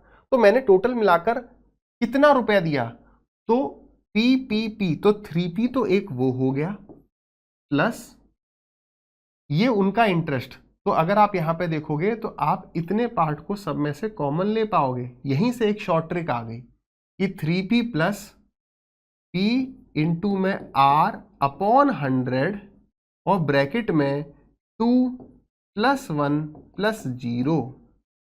बात समझ में आ रही है कि भाई 3 इंस्टॉलमेंट है तो आप स्टार्ट करो 0 फिर 1 फिर 2, 3 नंबर्स लिखने। ठीक है, बात समझ गए। तो यहां पर अगर आप इसे सॉल्व करेंगे तो ये कितना हो जाएगा, 0 से गया ये 0, तो अभी से लिखो 3300 इंटू में 13। कभी भी हम कैलकुलेशन नहीं करेंगे, हो सकता है यहाँ पे कोई नंबर आ जाए जो 13 से कट रहा हो या 33 से कट रहा हो। कैलकुलेशन लास्ट का स्टेप है, मतलब से पहले सिंप्लीफाई करना है। यहाँ 0 से 0 गया, 10 यहाँ पर आ गया तो हो गया 30p प्लस ये कितना है 2 + 1 3p ये हो गया और डिवाइडेड बाई 10 तो 33p। तो अगर आप देखो ये हो गया आपका 33p अपॉन 10, तो 33 से 33 चला जाएगा, ये 10 यहां पर आ जाएगा, तो यानी p की वैल्यू कितनी आ गई 13,000। तो यानी कि जो हम एक इंस्टॉलमेंट दे रहे हैं आई दे रहे हैं वो 13,000 है, 3 इंस्टॉलमेंट है तो 39,000 हो गया।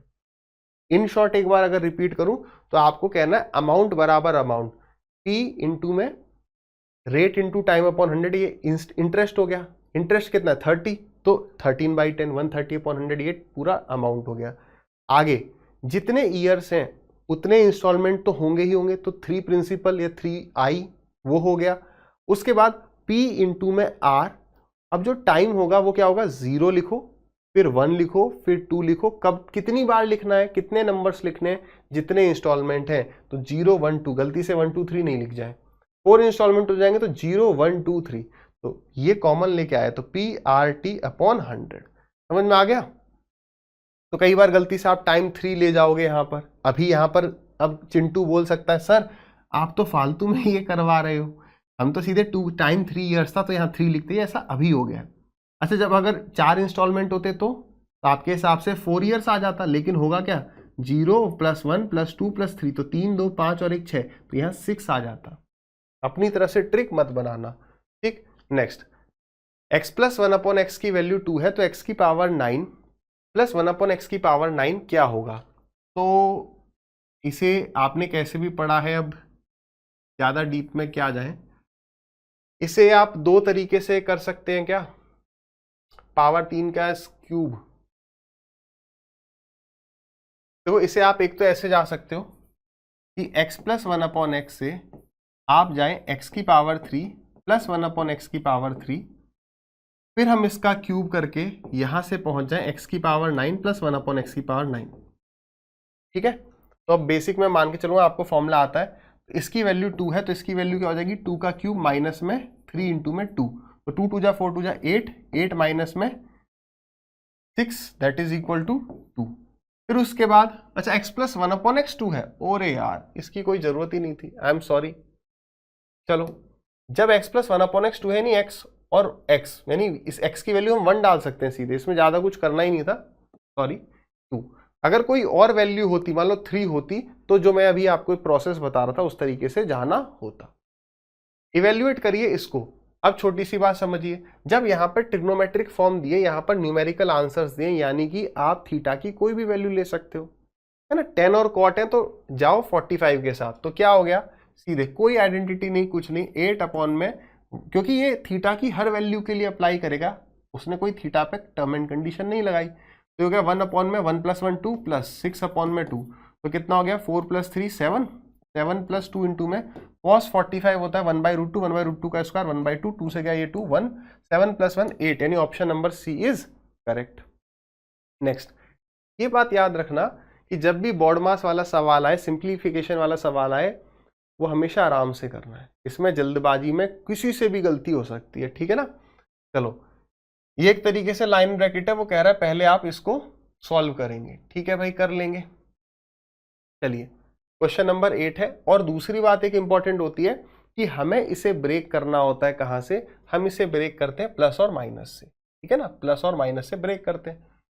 अच्छा यहां पर ओके, यहां पर एक चीज और आप देखना कि ये जो लाइन है ना, ये लाइन इन दोनों के ऊपर है, इन दोनों के नीचे नहीं, 1/3 + 1/2 को हम पहले सॉल्व कर लेंगे, ठीक है। चलो तो ये कितना हो गया आपका 10 डिवाइडेड बाई 1, यहां पर तो खैर ज्यादा कुछ है नहीं, 4 इंटू में लाइन ये नीचे भी दे सकता है ऊपर भी दे सकता है, ये हो गया लाइन, मतलब ये लाइन ब्रैकेट है, पहले इसको सॉल्व करो। 5/6 माइनस 1/3 प्लस 1/2 क्या हो जाएगा, 6 एलसीएम आ जाएगा, और उसके बाद 2 + 3 कितना हो गया 5।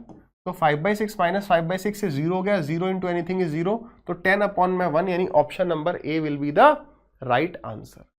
ठीक, next, a seller decreases the selling price of each item from इतने टू इतना। सेलिंग प्राइस को मैंने कम कर दिया है, देख लिया कितना, जिस वजह से लॉस का परसेंटेज 4% से बढ़ जाता है ना। लॉस कितना बढ़ गया 4%। अब ध्यान से समझना, 4% मेरा लॉस बढ़ रहा है। लॉस का मतलब समझोगे ना आराम से।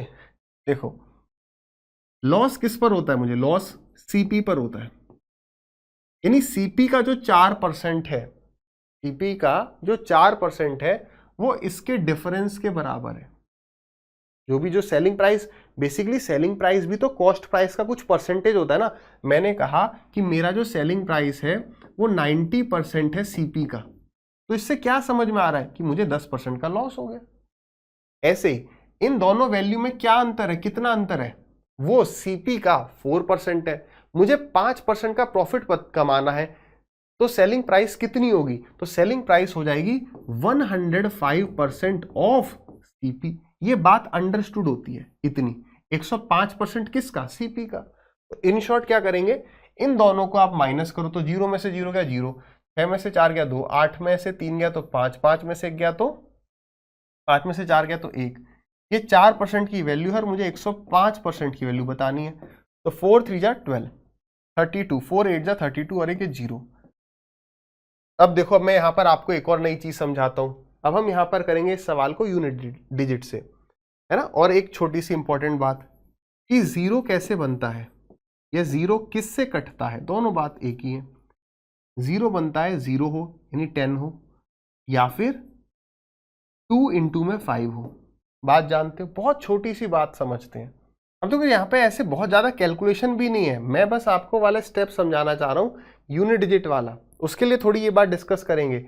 एग्जाम में आपको डिसाइड करना है कि यार मेरे को कैलकुलेशन दिख रही है तो थोड़ा यूनिट डिजिट, नहीं तो फिर फैक्टर का सहारा ले लेंगे। अदरवाइज क्या यहाँ ज्यादा कैलकुलेशन है, देखो एक 0 तो इसको हटाओ, 0 तो आ जाएगा हमारा बाद में, ये 0 तो हम याद रख लेंगे। 38 को मल्टीप्लाई करो, 8 5 जा 40, 8 1 जा 8, फिर 3 तो क्रॉस लगा दो, 3 5 जा 15 और 3 1 जा 3, कितना गया 0 9 9 3 और एक 0, तो 3 9 9 0 0, खत्म। कैलकुलेशन नहीं थी। बट मैं जो अब मैंने आपको सेशन में कहा था हम यूनिट डिजिट और फैक्टर को समझेंगे, कितना इंटरेस्टिंग चीज है। मेरे को 0 देख के तो कोई दिक्कत नहीं है, मेरे को 2 0 यहां दिख रहे हैं, मैं हटा दूंगा। पहले तो मैं ये पता कर लूंगा कि ये ऑप्शन है या नहीं है। आंसर में 2 0 है या 3 0 है, कितने हैं, उसके बाद देखो 0 के बाद डिजिट क्या है, यही हमारी यूनिट डिजिट है। देखो 0 कैसे बनता है, 2 इंटू में 5 से या फिर 0 से, तो एक 0 तो ये दिया है, तो एक तो 0 ये आ जाएगा। 5 में यहां से निकाल लूंगा, निकालने का मतलब इसे डिवाइड कर दो, तो 5 2 जा 10 एंड 5 1 जा 5। 2 यहां से निकाल लो, तो 2 19 जा, तो एक 0 5 इंटू 2 से आ जाएगा। और अब यूनिट डिजिट देखो, 9 1 जा 9, यही ऑप्शन है, खत्म। क्या ये एक यूनिक चीज मिली या नहीं मिली? अगर मिली हो शायद यहां पर आप कमेंट कर सकते हो, नहीं कर सकते मुझे पता नहीं है, पर आप समय अगर मिल जाए तो, टाइम वेस्ट मत करना, दीक्षित सर यूट्यूब चैनल पे जाके किसी भी वीडियो पे कमेंट कर देना कि सर वो मॉक 1 देखा, मजा आया, है ना। वो हमें लेटेस्ट उसमें दिख जाएगा, इसमें कमेंट्स में। चलो आ जाओ यहाँ पर, और कभी समय मिलेगा बातचीत भी करेंगे। क्या कह रहे हैं, एक डायगोनल दिए हुए हैं रोम्बस के, तो बताइए एरिया क्या होगा। एरिया होता है half d1 d2, half d1 d2, तो 2 से गया ये 9 बार, 12 निम्मा 108, ये आ गया। या फिर इसे थोड़ा सा ऐसे भी देख लो एक बार कि रोम्बस में 4 बराबर ट्राइंगल्स होते हैं, है ना। तो अगर एक ट्राइंगल को देखो ये बाइसेक्ट करता है, तो यानी उसकी जो साइड होगी 18 का आधा 9 हो गया और 12 का आधा 6 हो गया, तो इसका एरिया क्या हो गया, हाफ बेस इंटू में हाइट, और ऐसे 4 ट्राइंगल है, तो बेसिकली वही चीज बन जाएगी। 2 से गया 2 टाइम्स, 6 दूनी 12, 12 निम्मा 108। ठीक, आ जाओ। चलिए ये क्वेश्चन क्या कह रहा है, देखो ये सवाल भी बहुत फेवरेट सा सवाल है। क्या कह रहा है, अगर ये संख्या जो है 36 से डिविजिबल है, तो what is the negative value of this of for the largest possible value of x and y। ठीक है, कंडीशन x और y नेचुरल नंबर है। ठीक है, इस सवाल के ऑप्शंस अच्छे नहीं है ना, क्योंकि वो कह रहा है नेगेटिव वैल्यू ऑफ दिस, तो नेगेटिव वैल्यू इसका मतलब इसे जो भी इसका आंसर आएगा सॉरी, जो भी इसका आंसर आएगा उसे -1 से मल्टीप्लाई करना है। तो ये यही ऑप्शन है। तो हम मान लेते हैं कि -18 भी होता तो हम कौन सा टिक करते। तो इसके प्रोसेस को समझते हैं, ऐसे सवालों को करना कैसे होता है। 5x 57 53 y6, ये संख्या 36 से डिविजिबल है। जब भी ऐसा सवाल है इसका मतलब ये कि आपको इस संख्या को दो ऐसी संख्याओं में तोड़ लो, दो ऐसी संख्याओं के मल्टीपल में तोड़ लो जिनका HCF, जिनका कॉमन फैक्टर इसका मतलब 1 हो। HCF 1 मतलब कॉमन फैक्टर 1, यानी वो आपस में को प्राइम होनी चाहिए, सह अभाज्य संख्याएं होनी चाहिए। तो इसलिए इसे 12 इंटू 3 नहीं तोड़ेंगे, क्योंकि 12 इंटू में 3 में क्या हो जाएगा, 12 और 3 का HCF 1 नहीं है 3 है, यानी 9 इंटू में 4। अब इसका मतलब ये संख्या हमारी 9 से भी कट सकती है और 4 से भी, तो 9 और 4 का डिविजिबिलिटी रूल देख लेंगे। अब देखो आप किसी से भी स्टार्ट कर लो। 9 का डिविजिबिलिटी रूल क्या है कि डिजिट सम 9 से कटता है, ठीक। 4 का डिविजिबिलिटी रूल क्या है, लास्ट के 2 डिजिट 4 से कटते हैं। तो 0 से स्टार्ट करो वैल्यू y की। क्या y की वैल्यू 0 हो सकती है? 0 6 नहीं कटता 4 से। 1 हो सकती है 16, हाँ भाई 1 16 कटता है। अब यहां पर भी छोटी सी बात समझना, अब कभी भी आप 26 को चेक मत करना। अब क्यों? क्योंकि इसमें अब 10 ऐड हो रहा है ना, मतलब नेक्स्ट अगर 16 है तो 26 नहीं होगा। क्यों? कि 10 ऐड हुआ। ये संख्या 4 से कट रही है, तो इसमें एक ऐसी संख्या जुड़ने पर ही अगली संख्या 4 से कटेगी जब ये 4 का मल्टीपल होगा। 10 नहीं 20 ऐड होगा जब, यानी कि 36। 16 क्या 36, फिर 46 नहीं कटता होगा, 56 कटेगा, 66 नहीं 76, 86 नहीं 96, थोड़ा सा टाइम सेव हो गया। यानी y की वैल्यू ये हो सकती है, ठीक है। अच्छा x की वैल्यू क्या हो सकती है? डिजिट सम देखो, 6 + 3 9 हो गया, 5 + 5 10 + 5 15 15 + 7 22। तो 22 ये ऑलरेडी है, तो 22 में मैं क्या जोड़ूं कि वो 9 से कट जाए, तो 27 आने वाला है 5, और मैं अगर 9 जोड़ूं तो 14, मतलब x + y की जो वैल्यू है, यानी x + y की जो वैल्यू है वो या तो 5 होगी, वही जुड़ रहा है ना आगे इसमें x + y, या 14 हो सकती है, और 9 जोड़ूं तो 23। अगर इसमें 23 जोड़ेंगे 45 हो जाएगा जो 9 से कटता है। लेकिन ये नहीं हो सकता ना, क्यों? क्योंकि 2 डिजिट का सम कभी भी 18 से अधिक नहीं हो सकता, एक इंडिविजुअल डिजिट कभी 9 से अधिक नहीं हो सकती, 18 से अधिक नहीं। तो यानी ये 2 ऑप्शन बचे, ठीक है। अब वो कह रहा है x और y की मैक्सिमम वैल्यू लो, तो y की मैक्सिमम वैल्यू क्या है? 9।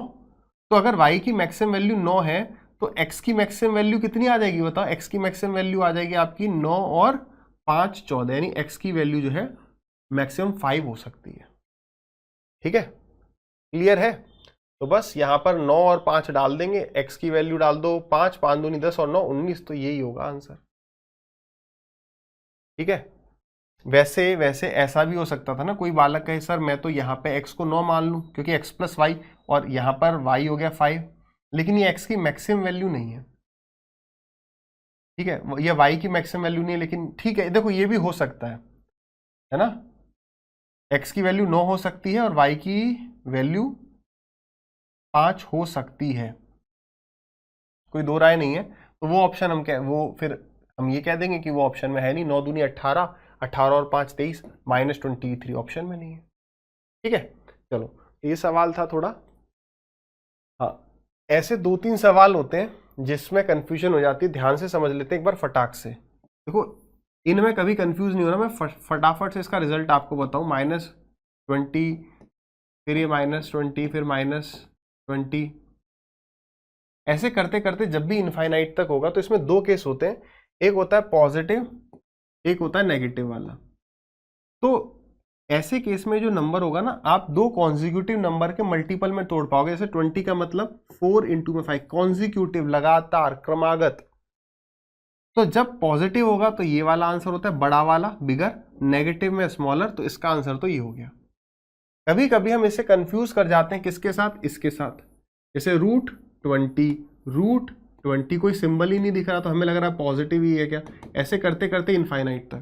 तो इसकी वैल्यू क्या होती है? इसकी वैल्यू वही होती है जो लिखी होती है। एक बार फटाक से समझो क्यों। मैंने इसको x मान लिया, तो x बराबर कितना है? √20 अनंत तक चल रहा है, इनफाइनाइट तक ये चलता ही जा रहा है। तो अगर मैं एक्स स्क्वायर कर दूं, दोनों तरफ स्क्वायर कर दूं, तो वो क्या हो जाएगा 20 रूट ये, तो उसको भी तो मैं एक्स कह सकता हूँ भाई। हमने एक्स को ये माना था इनफाइनाइट। अरे समुद्र में से एक बूंद निकाल ली तो कुछ कम नहीं हुआ, वो उतना ही रह गया, तो ऐसे एक एक्स निकाल लिया, यही हो जाएगा। सॉरी, रूट एक्स नहीं आएगा, फिर हमने इस रूट वाले पार्ट को इसी को इनफाइनाइट तक हमने एक्स मान रखा था। इस एक्स से एक्स स्क्वायर कट जाता है, एक्स के वैल्यू 20 आ जाएगी। क्लियर है? चलिए, कह रहा है लड़के और लड़कियों का जो रेशियो है गर्ल्स टू बॉयज, तो गर्ल्स और बॉयज का जो रेशियो है वो कितना है 3:2। और ऐसे भी कई बार देखो कैसे गड़बड़ कर रहा है, ये करता है, वो उसकी आदत है, बॉयज पहले लिख दिया, तो गलती से आप ये देखोगे अच्छा 3:2 यहां लिखा, फिर यहां 71.5 लिख दोगे, गर्ल्स का दिया वो टोटल निकालने लग जाओगे, गलती हो जाएगी। तो ये बॉयज के नीचे बॉयज आएगा, कई बार वो आगे पीछे कर देता है, 71.5 हो गया, ये हो जाएगा आपका 63.5। अब यहां पर एक नई चीज आपको बताऊंगा, शायद अगर आपने नहीं पढ़ी। अब यहां भी कई बच्चे इसे इससे मल्टीप्लाई करेंगे, इसे इससे मल्टीप्लाई करेंगे, फिर जोड़ेंगे, डिवाइड बाय 5 करेंगे, वो थोड़ा सा टाइम टेकिंग हो सकता है। उससे बेटर अप्रोच देख लेते हैं, वो तो आपको आता ही है। जब तक कि इसमें से कोई एक नेगेटिव ना हो, याद करो एक प्रॉफिट लॉस का सवाल था ना जिसमें नेगेटिव था, तो हम ज्यादा रिस्क नहीं लेते, तो हम सीधे नॉर्मल वो जो मल्टीप्लाई करते हैं वो कर देते हैं। लेकिन जब दोनों पॉजिटिव हो तो आप क्या करो, देखो इन दोनों के बीच का अंतर बताओ कितना है, तो आप कहोगे सर 8 है।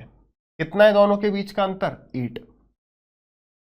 क्योंकि भाई क्यों अंतर लिया? क्योंकि जो आंसर आएगा वो इनके कहीं बीच में होगा। देखो सारे ऑप्शन आपको 63.5 से 71.5 तक दिख रहे हैं ना, तो यानी कि आंसर इसके बीच में होगा, कहाँ होगा वही निकालना है। तो ये 8 कितने नंबर्स में डिवाइड हो जाएगा? 5 नंबर्स में, 3 + 2 5। अब जो आंसर होगा वो इससे बड़ा होगा ना, तो इसलिए जो छोटी वाली वैल्यू होती है उसके अपोजिट रेशियो की वैल्यू निकाल लेते हैं कि एक रेशियो की वैल्यू इतनी आ गई तो 2 रेशियो की वैल्यू इतनी आ जाएगी। तो 8 दूनी 16, 16/5, 16/5 कितना हो गया? अब आप चाहे तो ये भी आदत डाल सकते हो कि जब नीचे 5 हो तो ऊपर नीचे दिमाग में 2 से मल्टीप्लाई कर लो। ऐसा करने से नीचे 10 हो जाएगा तो डेसिमल आ जाएगा तुरंत। तो 16 दूनी 32, 3.2, तो 2 रेशियो की वैल्यू कितनी? 3.2। यानी बीच वाली वैल्यू इससे कितनी बड़ी होगी? 3.2। ये जोड़ना आसान है ना, यानी 66.7 इज द राइट आंसर। ये रहा। आई होप अच्छा लगा होगा ना। ये अभी पहले गो में अगर आपने अभी तक नहीं समझा था, आपको लगा यार बेकार है क्या, कितना कंफ्यूजन है, लेकिन ये टाइम सेव कर रहा है।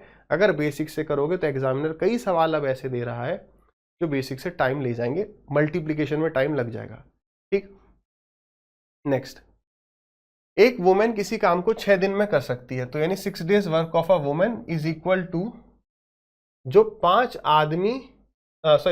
दिन में can do the work in 6 days and a man can do the work in 5 days।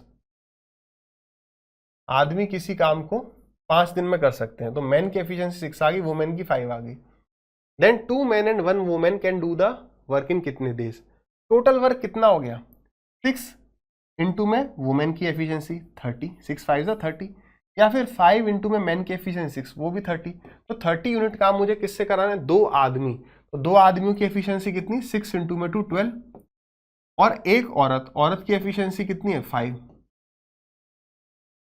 तो वो काम कितने दिन में कर जाएंगे? x। तो 12 और 5 17, 30/17, option number B is correct. ठीक है, आगे, if a seller marked his one item 50% greater than the cost price and if he wants इतना प्रॉफिट, तो बताइए डिस्काउंट कितना होना चाहिए अगर कॉस्ट प्राइस 10,000 रुपए है तो?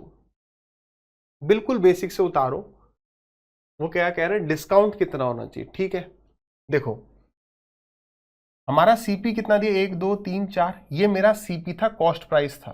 ठीक है, तो कॉस्ट प्राइस इतना था, मैंने इसे 50% अधिक मार्क कर लिया, तो इंटू में 15/10 या 3/2 लिख दो, एक ही बात है। अब ये मेरा क्या हो गया? ये मेरा मार्क प्राइस हो गया। ठीक है, तो इस पर मैं कितने का डिस्काउंट दूं? तो और वो जो डिस्काउंट है वो रुपीज में बताना है, तो यानी इसमें से अगर मैं डिस्काउंट माइनस कर दूंगा तो मेरा 25% का प्रॉफिट होना चाहिए, यानी कि 1 2 3 4 इंटू में 125/100, ये आंसर आ गया। अब बस डी की वैल्यू सॉल्व कर दो, कॉमन लेना है कॉमन ले सकते हो, नहीं तो सॉल्व करना है सॉल्व कर दो। 2 जीरो से 2 जीरो चले गए, तो ये कितना आ गया 12500, और ये आ गया आपका 1 2 3 1 2 3 5 1, सही है। तो 005 यहां बचा आपका 4, 2500, यानी option number A is correct.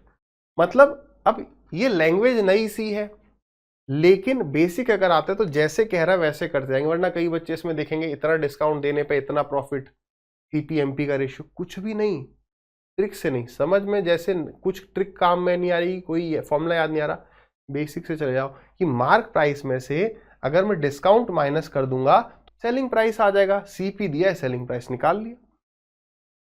ठीक, आगे डिसऑनेस्ट सेलर के सवालों को कैसे करते हैं?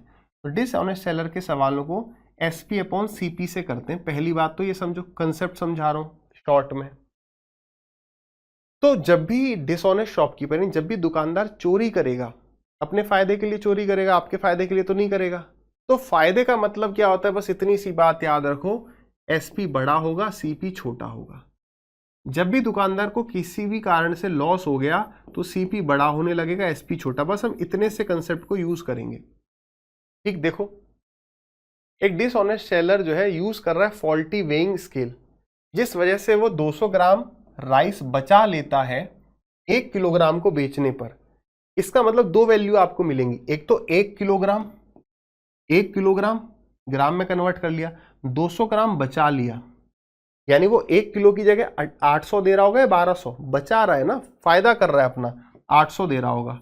अब मैं ये काम होने से दुकानदार को फायदा हो रहा है, तो बताओ एसपी किसको लिखूं? छोटी सी बात, ज्यादा नहीं सोचो, बस ये दो वैल्यूज है, उनको कैसे एडजस्ट करें कि चोरी कर रहा है तो फायदा हो रहा है, और 25% का डिस्काउंट देता है, तो डिस्काउंट देने से हमेशा सेलर को नुकसान ही होगा, डिस्काउंट वो देना थोड़ी जाएगा। तो 25% का मतलब क्या होता है 1/4, यानी जो वैल्यू होगी 75 और 100 होगी, सेलिंग प्राइस और कॉस्ट प्राइस। सॉरी, लंबा सेशन हो गया ना, चलो। तो इसका मतलब जो है हमारा 100 की चीज 75 में देगा, 100 की चीज या तो 100 से बड़ा या 100 से छोटा, तो 100 की चीज 75 में, 4 की चीज 3 में। अब ऐसा करने से क्या होगा, नुकसान। अगर फायदा हो रहा था तो 4 ऊपर आता 3 नीचे, लेकिन उसे नुकसान हो रहा होगा, यानी 3 ऊपर और 4 नीचे। जितना कट सकता है काट दो, 2 जीरो से ये 2 जीरो चले गए, 2 से गए ये 4 बार और 2 से गए ये 5 बार, कितना आ गया 15/16। हमने मल्टीप्लाई क्यों किया? आपने अगर थोड़ा बहुत प्रोबेबिलिटी पढ़ा है तो जब दो चीजें एक साथ हो रही होती है तो मल्टीप्लाई करते हैं। ऐसे यहां पर भी ये दोनों चीजें एक साथ हो रही हैं कि वो फॉल्टी वेट भी यूज कर रहा है और डिस्काउंट भी दे रहा है, इसलिए मल्टीप्लाई हो गया। तो नेट हमारे पास ये आया कि कॉस्ट प्राइस उसका अगर 16 है तो बेच 15 में रहा, यानी उसे 1 का हो रहा है नुकसान, तो लॉस होगा ना कि प्रॉफिट होगा।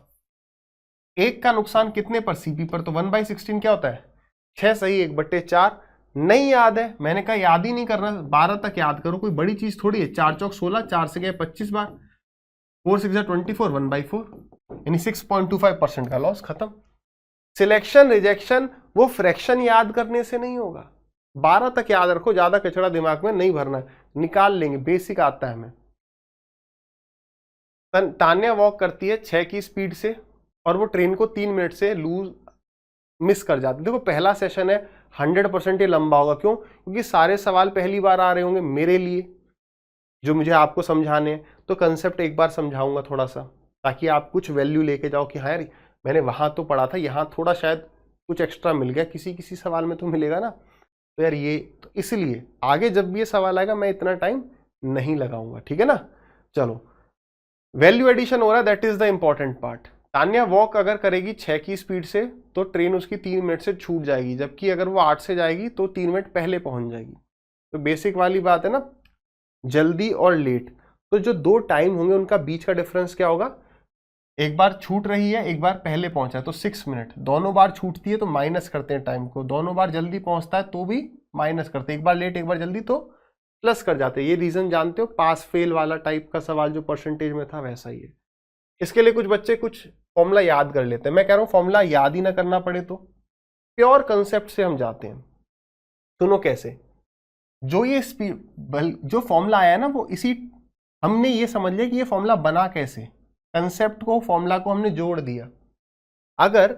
अगर डिस्टेंस होता है, नहीं अगर ये डिस्टेंस होता, समझना 6 × 8 स्पीड को मल्टीप्लाई कर दो, ऐसा ही कुछ फॉर्मूला होता है। अगर डिस्टेंस इतना होता तो 6 की स्पीड से 8 घंटे लगते, 8 की स्पीड से 6 घंटा लगता। तो अगर डिस्टेंस इतना होता तो टाइम में डिफरेंस कितना होता है, 2 घंटे का। ये है किलोमीटर, ये है आवर, तो 2 घंटे का डिफरेंस होता। लेकिन टाइम में डिफरेंस है कितना, 6 मिनट +3 और -3, 6। ये मिनट है, ये आवर है, तो हमें इसे भी आवर में कन्वर्ट करना पड़ेगा, तभी आवर से आवर कटेगा, आंसर किलोमीटर में आ जाएगा। ठीक है ना। तो 6 से गया ये 10 टाइम्स। जब भी नीचे 0 आ जाए तो उसको टच मत करना जब तक कि आपको ऊपर 0 ना मिल जाए, 0 से 0 कट जाए, या फिर ऊपर 5 × 2। क्यों? क्योंकि 0 शांत स्वभाव का है, केवल डेसिमल आ जाएगा ऑप्शन में। देखो तो 2 से क्या, ये कितनी बार, 4 बार, 6 × 4 = 24/10, 2.4 kilometre is the right answer. ऐसा ही कुछ फॉर्मूला भी होता है ना।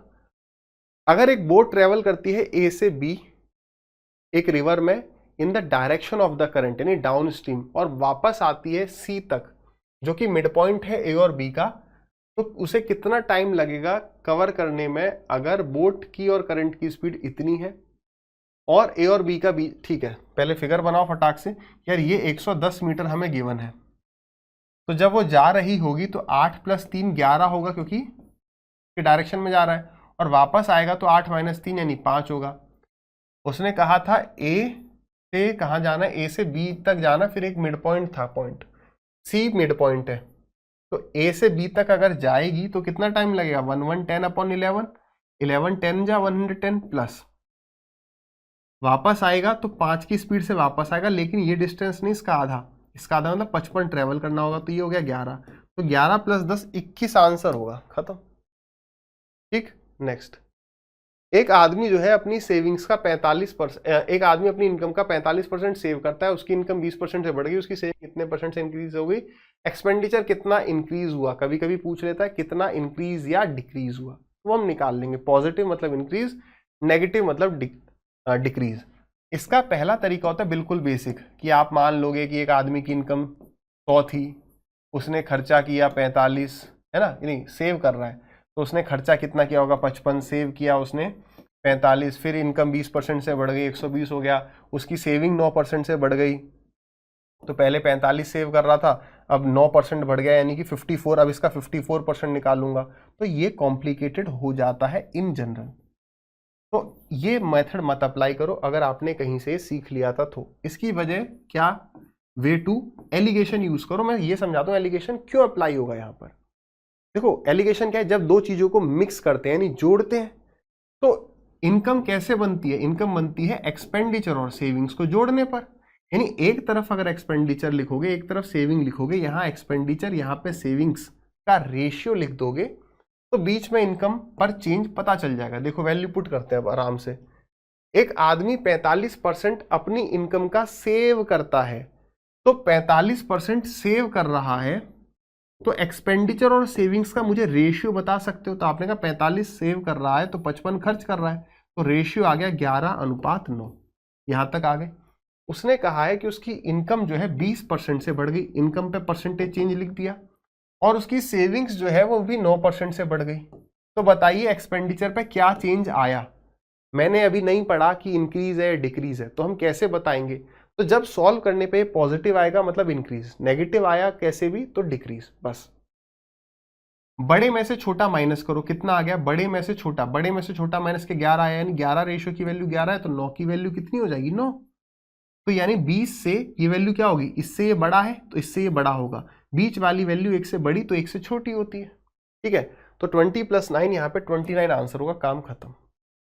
नेक्स्ट, एक कंट्री की पॉपुलेशन P है अभी, if in a country P, अच्छा कंट्री का नाम है P, अभी पॉपुलेशन 50 लाख है। अगर वो 20 साल बढ़ती है हर साल, तो 3 साल के बाद कितनी पॉपुलेशन हो जाएगी। ठीक है, 1 10 100 1000 10,000 लाख 10 लाख, बिल्कुल बेसिक से, कोई रेशियो वेशियो नहीं। इंटू 12/10 इंटू 12/10, 3 साल है इंटू 12/10, यही हो जाएगा 1 2 3 1 2 3। यानी कि अब अगर यहां पर भी मैं बस आपको समझाने के लिए क्या कर रहा हूं, यहां पर भी अगर हम समझें तो क्या इस सवाल को यूनिट डिजिट से कर सकते हैं? बिल्कुल कर सकते हैं। नंबर ऑफ जीरो कितने होंगे? 1 2 3 1 2 3 3 जीरो तो ये हो गए। अब 5 यहां पर है और 2 अगर मैं यहां से निकाल लूं तो 6 हो गया, एक जीरो और आ गया। नहीं, मेरे आंसर में एक्जैक्टली 4 जीरो होंगे। ये नहीं हो सकता, ये भी नहीं हो सकता, ये हो सकता है। ये 2 ऑप्शन में मैं अटक गया। ठीक है, अब निकल पाऊंगा क्या? चांसेस तो थोड़े से कम लग रहे हैं। ठीक है, क्यों कम लग रहे हैं? यूनिट डिजिट अगर देखें तो यहां भी 4 है और यहां भी 4 है। अब चाहे तो मैं डिजिट सम लगा सकता हूं, क्योंकि यहां पे डिजिट सम, यहां पे डिजिट सम अलग है। फैक्टर की अगर बात करें तो फैक्टर लग सकता है, लग गया, फैक्टर लग सकता है, प्रोबेबिलिटी थी, लेकिन वो भी काम नहीं किया। देखो क्यों? फैक्टर अगर देखें यहां पे मुझे 12 दिख रहा है, एक सेकेंड, लग गया, फैक्टर लग गया। देखो कैसे, थोड़ा कभी कभी ऐसा होगा, वरना तो क्या 12 इंटू 12 144, 144 को 6 से मल्टीप्लाई कर देते। डिजिट सम तो लास्ट ऑप्शन है। देखो मैंने 4 देखा यहां पर, तो 4 से ये भी कट रहा है, 4 से ये भी कट रहा है। मेरे को 6 दिखा, 6 का मतलब क्या है? 3, तो 3 8 और 4 12, ये भी कट रहा है 3 से, 8 4 12, और फिर ये 6 भी 3 से कट रहा है। फिर क्या करें? तो हमारे देखो जनरली हम किस सीक्वेंस में देखते हैं, जैसे 4 देख लेते हैं पहले, 4 के बाद 3 आ जाता है, फिर 9 बहुत अच्छा नंबर है, फिर 8 भी देख सकते हैं कि लास्ट के 3 डिजिट, थोड़ा इसमें टाइम लग जाता है, तो यहां तक काम हो जाता है जनरली। देखो 3 यहां पे था, 3 यहां भी तो है, 3 4 जा 12, यही भी 3 4 जा 12, तो हमें तो 9 चाहिए, एक 3 यहां से एक 3 यहां से ले लो, तो 9 का मतलब डिजिट सम 9, 8 4 12 नहीं कट रहा, ये 6 4 10 8 18 ये कट रहा है ना। तो यहां पर अभी मैं आपको वही डिजिट सम बताने के लिए बार बार वो चीज कोशिश कर रहा हूं, काम कर रही है नहीं कर रही है? कर रही है ना। ठीक है, आ जाइए, क्या कह रहा है भैया? कह रहा है इस फिगर में बताइए पी की वैल्यू क्या होगी। ये क्या है? साइक्लिक क्वाड्रिलेटरल है, चक्री चतुर्भुज, अपोजिट एंगल का सम 180 डिग्री होता है। ये 105 है तो कितना? 5 110 और 70, ये 75। अब अगर आप इस पूरे ट्राइंगल को देखो, ये 75 ये 75, 150 150 और 30 180, ये 30 हो गया। सही है। नेक्स्ट, ये जो क्वाड्रेटिक इक्वेशन है, अगर इसके अल्फा और बीटा रूट हैं तो बताइए alpha square plus beta square क्या होगा? दो तरीके हैं यहां पर, देखो 2x square plus 3x minus 5 is equal to 0 है ना। आपने पढ़ा होगा ax square plus bx plus c, जब ये क्वाड्रेटिक इक्वेशन होती है तो इसमें जो सम ऑफ रूट्स होता है, अल्फा प्लस बीटा क्या होता है? माइनस बी बाई ए, तो माइनस बी बाई ए, और अल्फा इंटू में बीटा क्या होता है? सी बाई ए, तो सी क्या है? माइनस का 5 और ए क्या है? 2। यहां तक हम आ गए। तो अब अगर आपको अल्फा, इसे एक्स और वाई मानो, जैसे एक्स प्लस वाई पता है, एक्स वाई पता है, तो क्या x square plus y square बता सकते हो? तो आपको क्या, हाँ सर बता सकते हैं। कैसे? अगर अल्फा प्लस बीटा का मैं स्क्वायर कर दूं, मैं क्या निकाल रहा हूं? Alpha square. ये अब हम अलजेब्रा की हेल्प ले रहे हैं यहाँ पर। अल्फा का स्क्वायर प्लस बीटा का स्क्वायर प्लस 2 अल्फा बीटा, ये तो ये है, तो यानी इसमें से अगर मैं माइनस कर दूं 2 अल्फा बीटा, तो ये बन गया। अल्फा प्लस बीटा का स्क्वायर क्या है? 3 का स्क्वायर माइनस 3 का स्क्वायर 9, 9/4 माइनस कर दो 2 इंटू में माइनस 5/2, ये माइनस 5/2 माइनस 5/2, तो ये माइनस इंटू माइनस प्लस, 2 से 2 कट गया, तो 5 चौक 20 और 9 29/4। ठीक है, 2 से 2 कट गया, माइनस इंटू माइनस प्लस हो गया, यानी हो गया 9/4 प्लस 5, तो 29/4 ये आ गया। दूसरा आप कैसे कर सकते हो क्वाड्रेटिक इक्वेशन से प्रॉपर, कि भाई देखो यहां पर भी एक नई चीज समझा दूं आपको, कि 2x square plus 3x minus 5 की वैल्यू 0 है, यानी मुझे दो ऐसे नंबर चाहिए जिनको मल्टीप्लाई करने पर क्या आ जाए? ये होता है ना a इंटू में c, दोनों को मल्टीप्लाई करने पर ये आ जाए, यानी -10, और जोड़ने पर प्लस का 3 आ जाए। तो आपने बचपन में ऐसे किया होगा ना। अच्छा, दो नंबर जिनको मल्टीप्लाई करने पे माइनस का 10 प्लस करने पे 3, माइनस का मतलब एक पॉजिटिव होगा एक नेगेटिव होगा। पॉजिटिव कौन सा होगा? बड़ा वाला, क्योंकि प्लस 3 आना चाहिए, तो इसको लिखोगे आप 2x स्क्वायर प्लस 5 इंटू में 2, तो प्लस का 5x माइनस का 2x माइनस का 5 इक्वल्स टू 0। तो देखो 5x हमने इस 3x को ऐसे ब्रेक कर लिया, तो अगर मैं यहाँ पर 2x कॉमन ले लूंगा तो क्या आ जाएगा? x plus 5। और यहां पर अगर मैं माइनस का x कॉमन ले लूंगा तो भी x + 5 आ जाएगा। तो इसका मतलब ये हो गया, और यहां पर कॉमन लेना है माइनस का 1, तो ये क्या हो गया, यानी कि x + 5 अगर हम कॉमन ले लेंगे तो ये दोनों जगह है, और ब्रैकेट में 2x माइनस में 1 = 0, यानी कि यहां से मुझे x की जो वैल्यू मिल जाएगी, x की एक वैल्यू मिल गई, दैट इज माइनस का 5। इसको 0, देखो ये इंटू ये 0 कब हो सकता है, या तो ये 0 या ये 0, तो x की वैल्यू -5 हो सकती है, या फिर -1 उधर जाएगा तो प्लस का 1/2। तो ये दो रूट आ गए, ये अल्फा और बीटा हो गया। तो अल्फा का स्क्वायर -5 का स्क्वायर 25, और बीटा का स्क्वायर 1/2 का स्क्वायर 1/4। तो इनको अगर हम जोड़ दें, ना ना ना कुछ गड़बड़ क्या हो गई, माइनस का 1/2 माइनस का 5, 2x कॉमन कैसे ले लिया, x कॉमन लेना था, सॉरी, ये फास्ट में ऐसे करने लग गया, यहां पर ये आ जाएगा, ठीक है, यहां पर 2x आ जाएगा, यहां पर x - 1। ये गलती आपकी होगी नहीं, मैं यहां पर आपको एक चीज बताना चाह रहा था, इसलिए हड़बड़ी हुई है। तो यहां से आपकी x की वैल्यू आ जाएगी, आपकी x की वैल्यू, एक रूट आएगा आपका 1, और दूसरा रूट आएगा, जब इसको 0 से इक्वेट करोगे, माइनस का 5/2। तो 1 का स्क्वायर 1, ये हो गया आपका 5/2 का स्क्वायर, या -5/2 का स्क्वायर 25/4, तो वही आ गया ना 29/4 आ रहा है। मैं आपको यहाँ पर एक शॉर्टकट कह लो, ये कंसेप्ट समझाता हूँ, ये सब हम करेंगे नहीं, हम देखो यहाँ से आंसर ले आएंगे, मैं वही जल्दी बताने के चक्कर में ये सब कुछ नहीं करेंगे। ये वाली चीज आपको सीखनी है, बहुत छोटी सी चीज है, बहुत, और वो कंसेप्चुअल चीज है। इसके बाद आप सीधे लिख पाओगे, मल्टीप्लाई करने पर क्या आना चाहिए, -10, और प्लस करने पर कितना आना चाहिए, 3। तो आप आराम से पहले नंबर डिसाइड कर लो, नंबर आ गया, आंसर आ गया, क्या कि देखो यार, वो एक नंबर तो होगा 5, क्योंकि प्लस आना चाहिए, तो एक होगा 5, एक होगा -2।